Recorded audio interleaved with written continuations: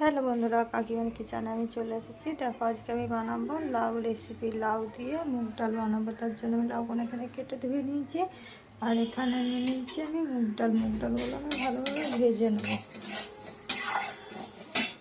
মুগ ডালগুলো আমার ভাজা হয়ে গেছে। এখন আমি প্রেসার কুকারে নিয়ে নিয়েছি। এখন একটু ঠান্ডা হলে আমি এগুলো ভালো করে ধুয়ে নেব। এখন আমি কড়াইয়ে তেল দিয়েছি। এখন লাউটা ভালো করে ভেজে নেবো। আর এই এত গরমে লাউ পেঁপে হালকা হালকা খাবার খেলে শরীরের পক্ষে খুবই উপকার।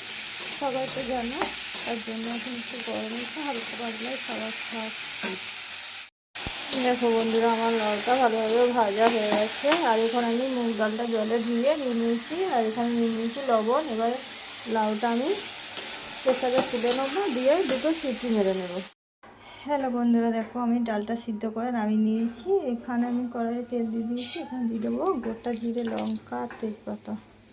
এটা ভালো করে দেওয়া হয়ে গেলে আমি ডালটা ফোড়ন দিয়ে নামিয়ে নেবো। তাহলে আমার লাউ ডালের রেসিপিটা হয়ে যাবে। আর এইভাবে বানিয়ে তোমরা খেয়ে দেখো, খুবই ভালো লাগবে। যদি ভালো লেগে থাকে তাহলে আমার চ্যানেলটা সাবস্ক্রাইব করে দিও, আর লাইক কমেন্ট শেয়ার করতে ভুলো না। দেখো আমার এগুলো ভাজা হয়ে গেছে। এবার এখন আমি সিদ্ধ করে রাখা ডালটা অ্যাড করে দিলাম। ডালটা ফুটে গেলে রেডি। দেখো বন্ধুরা, আমার ডালটা ফাইনালি লুক এটা রেডি হয়ে গেছে। এবার আমি একটু ঘি দিয়ে নামিয়ে নেব।